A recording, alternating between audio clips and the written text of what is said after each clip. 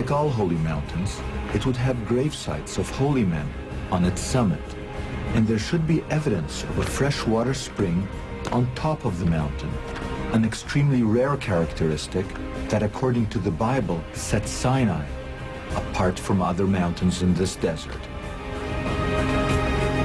When we reach the top, we find everything as it should be.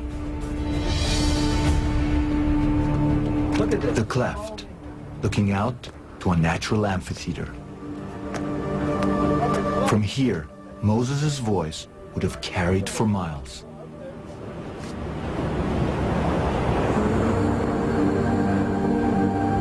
And here are the grave sites. Each one is a circle of about 6 meters in diameter, and they are built in the shape of a platform, each one. You can see the burial cell. In the burial cell, nicely built and roofed. And rarest of all, look at this. You see the white stuff? it appears there was an ancient spring at the top of the mountain. This is a Traventine, which means an accumulation of calcium under wet conditions that indicate an ancient spring. Finding it on the mountain top is quite unusual. The remains of a real ancient spring, yeah. This is quite unique here.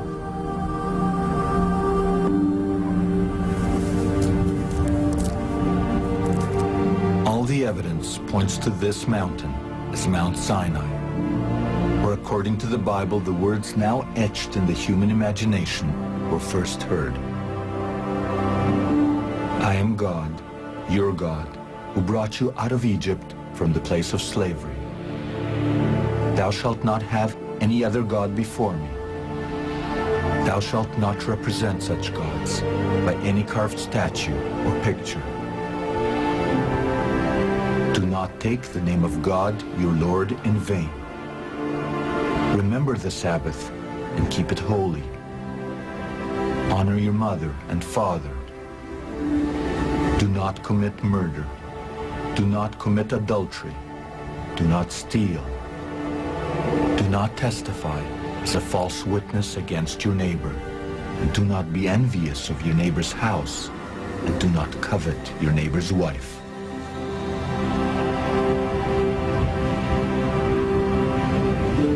According to the Bible, Moses wrote the Ten Commandments on stone tablets and placed them in a golden box, the Ark of the Covenant. He then built a portable temple at the base of the mountain, a tabernacle, as a place to worship the God of Israel and as a home for the Holy Ark. The following model of the Holy Tabernacle has been created to the exact specifications provided in the book of Exodus.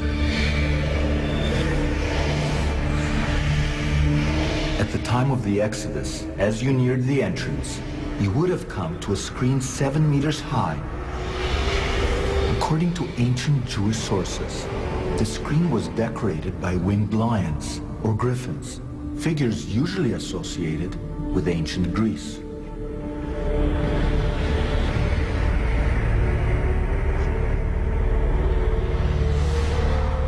Only priests were allowed inside the courtyard. And here, there was a 4.5 meter high altar for sacrificial animals. In a daily ritual, priests carried animals up the ramp. Then, the blood of the sacrifices anointed the horns of the altar.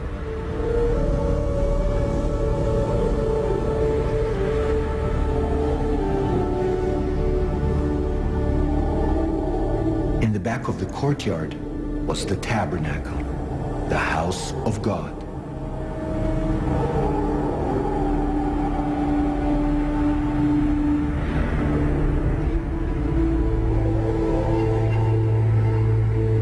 Only Moses, his brother Aaron, and Aaron's sons entered it.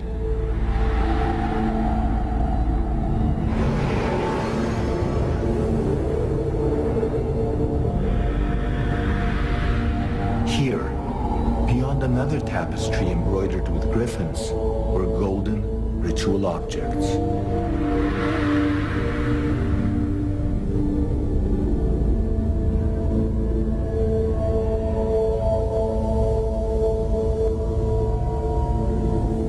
And in the back was the Holy of Holies. In it, there was only one object, the ultimate object, the Ark of the Covenant.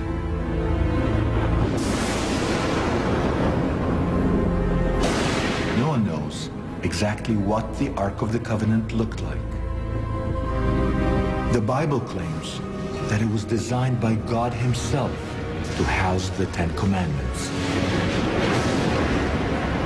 Based on descriptions in the book of Exodus, people have attempted to reconstruct it, complete with gold carrying poles and a golden cover crowned by birds. Whichever way it looked, what is clear is that it was an exquisite work of gold.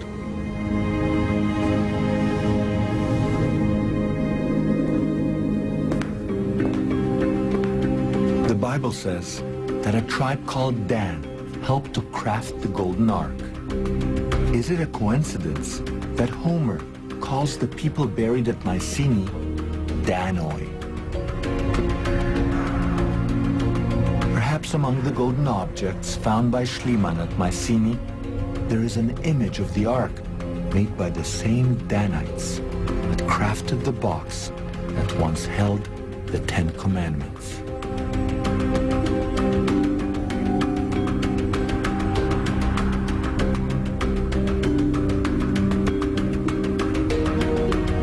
Incredibly, among all the golden objects, there is a piece of priestly jewelry that goes unnoticed and unheralded. So far, experts have assumed that this is a depiction of a single object. But we believe that it's a 3,500-year-old image of three legendary objects viewed head-on.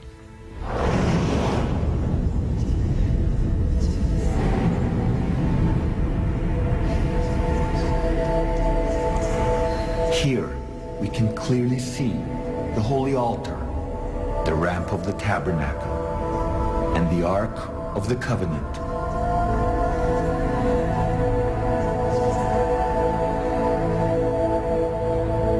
At last, we know what the Ark of the Covenant looked like.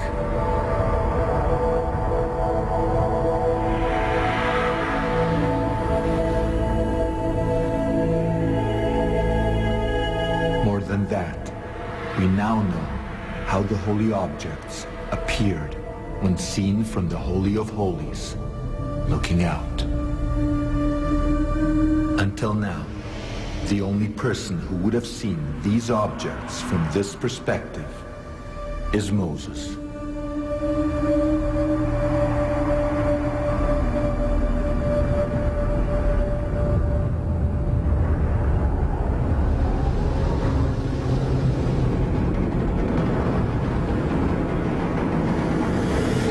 In the beginning of this journey, we asked the question, is the biblical Exodus fact or fiction?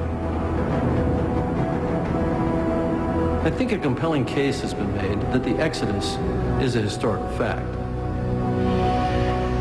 Here we were shown for the first time ancient hieroglyphics and stone carvings depicting the parting of the sea. We saw the biblical plagues deciphered and the archaeological and geological proof that they actually occurred. We even trekked to the real Mount Sinai.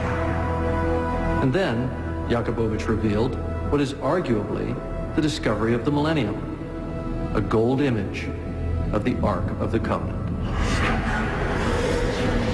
But I think we must end our journey, as we started, with a question. Did all this happen as a result of massive geological events triggered by nothing more than nature?